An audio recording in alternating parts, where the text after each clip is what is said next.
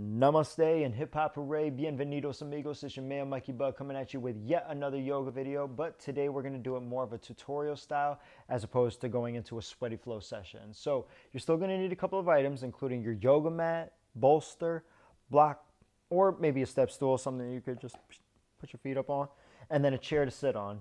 The last thing you're going to need is a couple of packs of ice. But don't worry, don't let that melt right now. Just know that you're going to eventually need it. So maybe when we're done chopping it up, you can go ahead and grab that. So today we're talking about Haglund's deformity, what it is, what it could possibly cause, and is yoga better or is it worse for it? If you're not familiar with Haglund's deformity, or maybe you actually just got diagnosed with this condition like a good friend of mine was, and shout out, by the way, because I think it's really admirable that, she came out to me. She was like, yeah, I got diagnosed with this. Is there anything I could do to help it? As sad as I was here that, she was going through this, I was very happy to know that she was taking the steps to really try to alleviate the pain and, rid this bad condition. So I want to shout out to you for doing the same thing, because maybe you didn't call me up, but you did jump on the internet. You did find some way, shape, or form of taking care of yourself, and I always think that deserves a pat on the back, because I know a lot of people who would just sit and wait for the answers, but you're actually looking for them, so big ups to you on that. So Haglund's deformity, what is it? Why does it have this weird name, and what is it doing to my foot? Well, Patrick Haglund was a dude who basically he was the one who noticed this, and what he noticed is that our calcaneus bone, aka our heel bone, is capable of growing. And I guess through some routes in evolution, I don't want to give you my whole hypothesis on that. It could be high arch or tight Achilles, but what I do know is that the human body is so smart that if there's a certain habit that's going on with it, it will literally adapt, shape, and manipulate itself to work with it.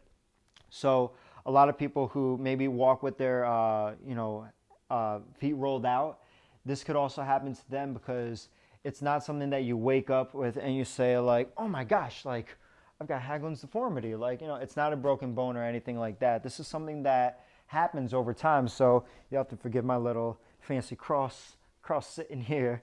But basically, over time, we build up certain conditions that makes that bone grow. Now, is that a bad thing? No. But in a way, it kind of is. Because even though the bone growth part isn't the part that's hurting you, right? It's what's happening within all of that region.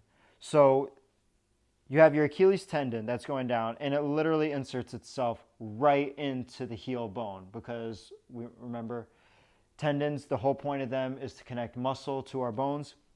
So the Achilles, which is one of the largest ones, and it is the largest one in the human body, that's connected right at where we could possibly have growth. So if you're wearing some crappy heel-supported shoes, and I'm not talking crap about Converse, I love my Chuck Taylors, but I had to stop wearing them at a certain point because I was feeling pain in my heel, and I could already tell that over time, something good may not come from that.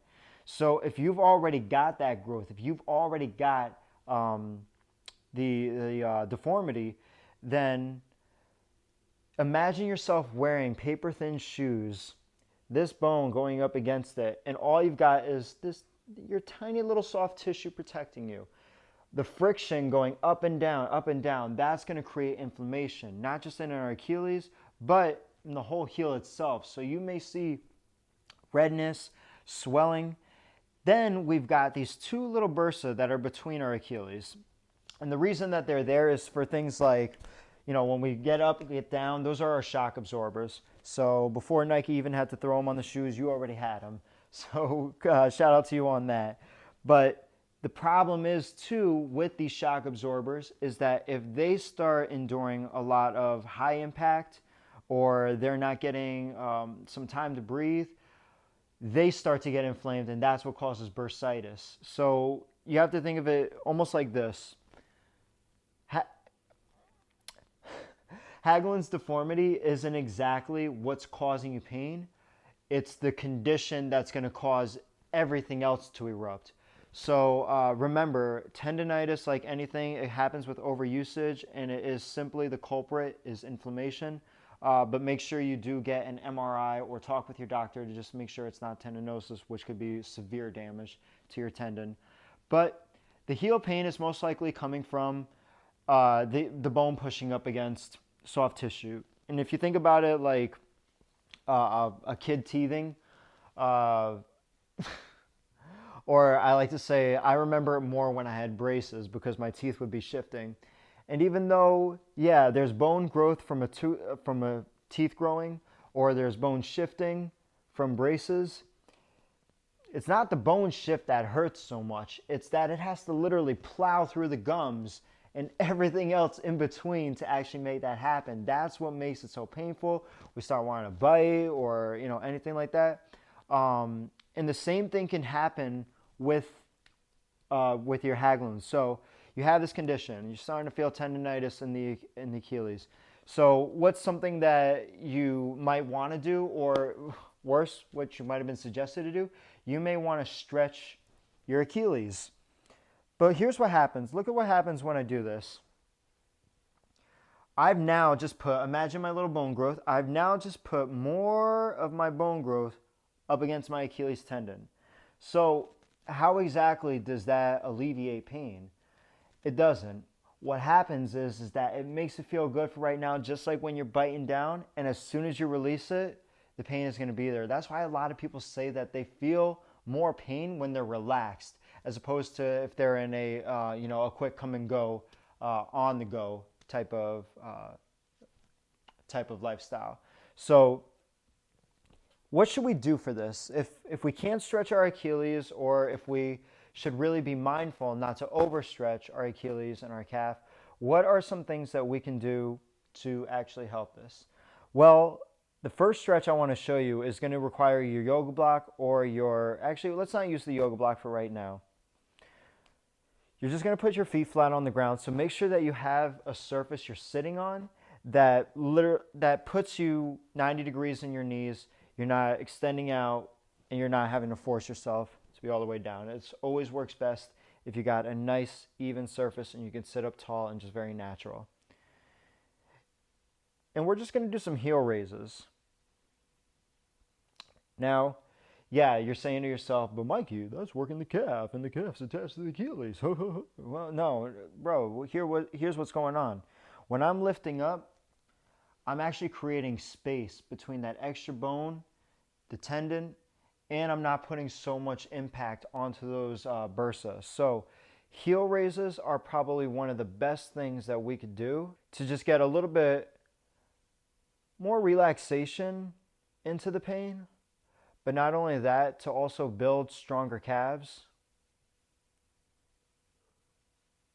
and Achilles that isn't so tight.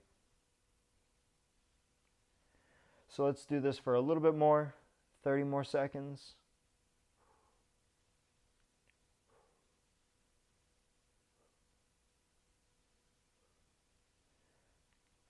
Fantastic. Last 8. I know. Intense workout here, guys. I don't know what to do. 3, 2, and 1. Awesome. Go ahead, grab your step stool or your block. You're going to place the balls of the feet on top of that. And actually, if you have a yoga block that's a little small like mine, here's what I'll do. I'm going to shift it to just 1 foot so you can see. But what I want you to think about here is the heel drop, okay? Because the heel drop is the same thing as the calf stretch. This would be great if we didn't already have Haglund's deformity, all right? If we had something like plantar fasciitis, or even if it was tendonitis in the Achilles, we know that with a good rest day, proper elevation, and proper stretching before and after, we can treat this. But I don't want to say this in a way. Please don't get scared. But by the Haglund's deformity, it's a little too far gone at that point. At that point, it's kind of like, okay, what can I do to work around it? So when you're on your elevated surface, you're doing the same thing. You're doing a heel raise. We're getting some nice strength into the calves. And we're going to stop right at about where the block would be if we didn't have our foot halfway on it. Don't drop your heel lower than it needs to go, okay? So again, we just lift up and down, up and down. And since I'm only doing 1 foot now, we'll do about like 15 seconds each side. I know you're sitting down, but I just want to check that posture real quick. You're not slouching, are you? All right, cool, cool, cool. I just want to make sure. You got to understand, as a yoga teacher, sometimes us telling people to sit down in a chair, it's like a teacher asking their students, just like, does anybody want to just run around the classroom right now? It's like, you know they want to, but easy. Go ahead, switch to the other foot if you're doing single leg with me.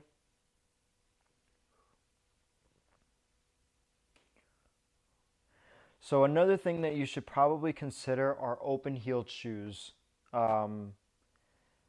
Yeah, it's a lot to be wearing those tight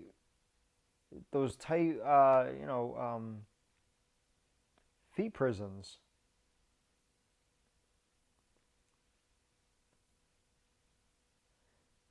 Awesome, good.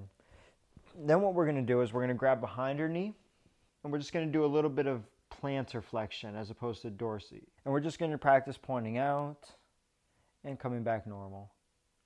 Out and normal.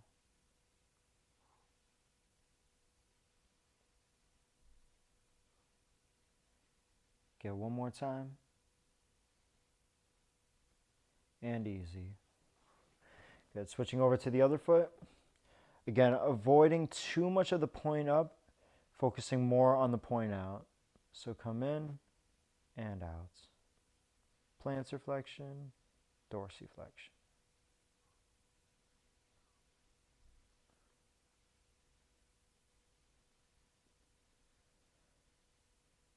Good. 3, 2, and 1. Easy as you set your foot down. And now you're going to extend the legs out in front of you just to get a little bit of elevation. And both feet at the same time, we point out and come back. Good, let's do that 2 more times, all right? Point out and come back. Point out and come back. Awesome. Cool, friends. So now we're going to make our way onto the ground, and I want you to be very careful here because, like I said, anytime we're pulling into that Achilles, that's where we're going to probably feel it the most. But we're going to kneel down onto our bolster, and then we're going to extend ourselves to lie down, keeping the legs up. And we're just going to lie down into crocodile.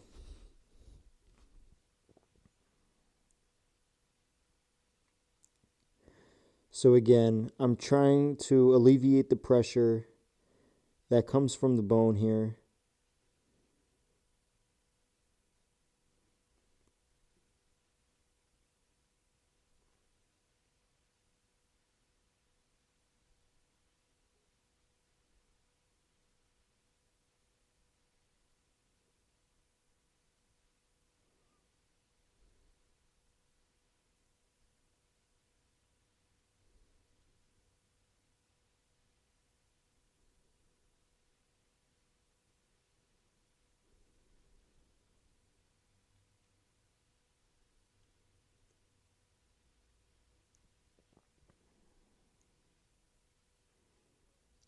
All right, friends, coming up to a Sphinx Pose.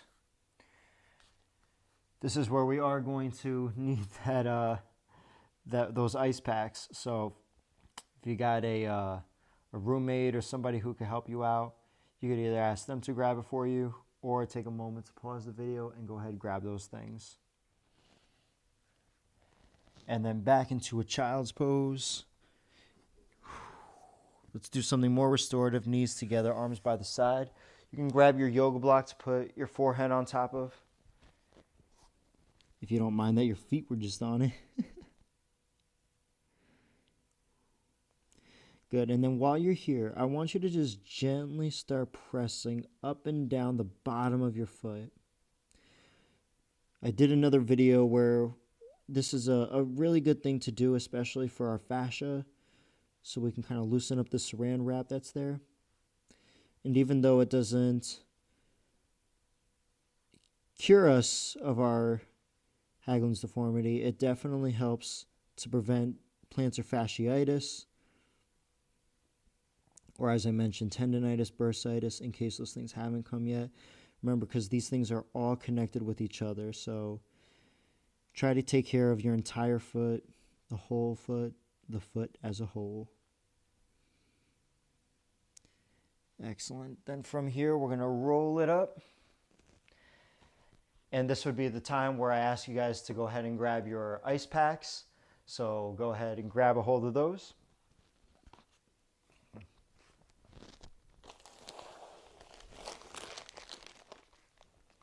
All right, internet, don't be mean to me, okay? I don't have ice packs, but I do have frozen French fries and peas here, so that's what I'm using for mine. But to avoid freezer burn, I'm going to put a nice thin towel over him.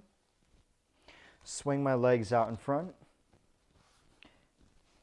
And then right where I have the inflammation, right where it is on my heel, that's where I'm going to rest my legs onto the ice pack. And then laying down for a nice final Shavasana. Now, if it feels better to put it actually on your Achilles and then just let the cold generate to the actual inflammation, then yes, please do that. If you're already having a really serious bulge there, try not to put this on the bulge.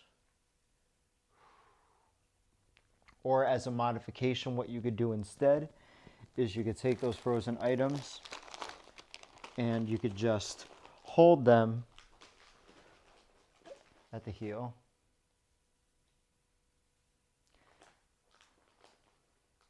And then there's also the option of planting your feet down on top of your bolster, on top of those items. So I showed you all three. Find out which one's going to be best for you. And as I mentioned, just try not to have any pressure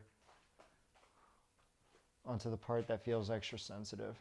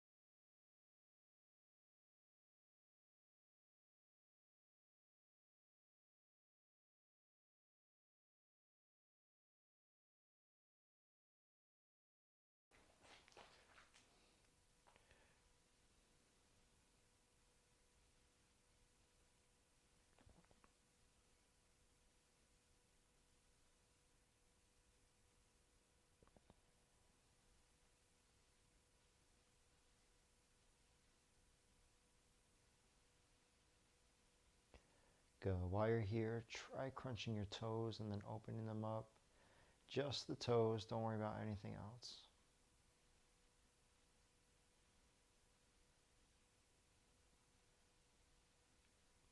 Excellent. And relax.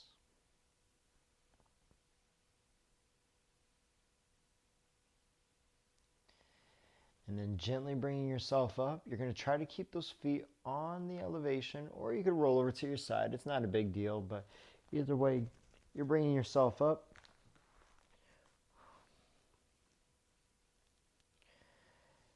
And then easy as we come to a seated position. Let's keep it nice and easy just by letting our legs stay out in front of us. Maybe put the heels on top of the yoga mat for cushion. But friends, I hope you found this somewhat helpful. I hope it answered some of your questions about Haglund's deformity. Keep taking care of yourselves. Icing is probably the most important thing I could suggest. On top of that, just try not to go overuse with any of your activity. But if you found this video helpful, give it a like, a comment, share it with someone you love. Don't forget to hit that little bell there, bell over there, Just in case you never want to miss a video, we'll always send you a notification once you do that. Until the next workout, my friends, take care of yourselves and each other. Peace.